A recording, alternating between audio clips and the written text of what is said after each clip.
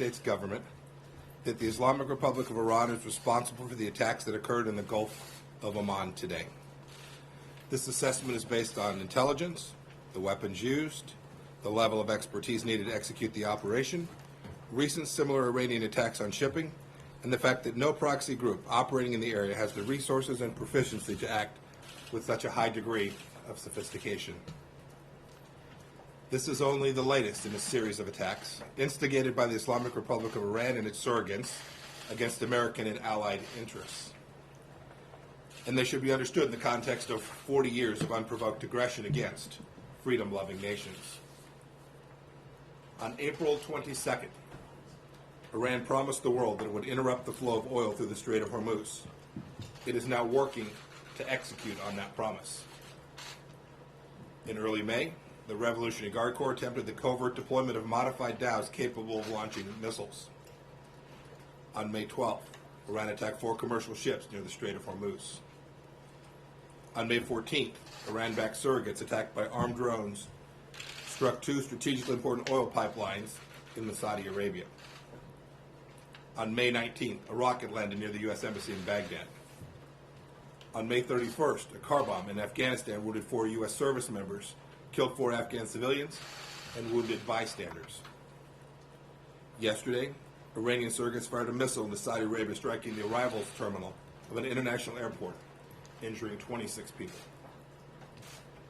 Taken as a whole, these unprovoked attacks present a clear threat to international peace and security, a blatant assault on the freedom of navigation, and an unacceptable campaign of escalating tension by Iran.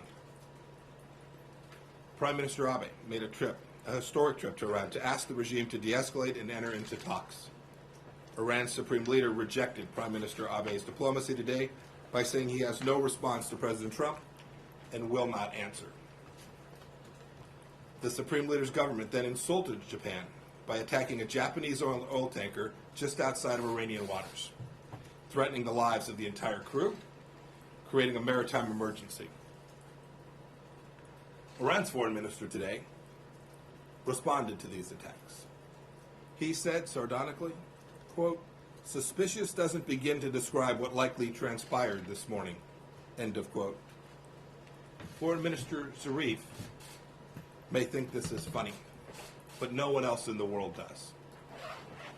Iran is lashing out because the regime wants our successful maximum pressure campaign lifted. No economic sanctions entitle the Islamic Republic to attack innocent civilians, disrupt global oil markets, and engage in nuclear blackmail. The international community condemns Iran's assault on the freedom of navigation and the targeting of innocent civilians.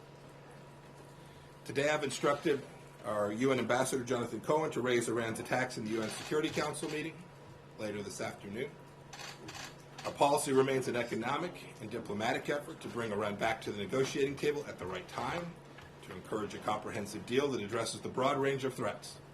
Threats today apparent for all the world to see, to peace and security. Iran should meet diplomacy with diplomacy, not with terror, bloodshed, and extortion.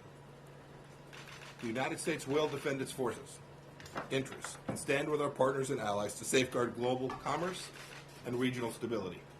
And we call upon all nations threatened by Iran's provocative acts to join us in that endeavor. Thank you.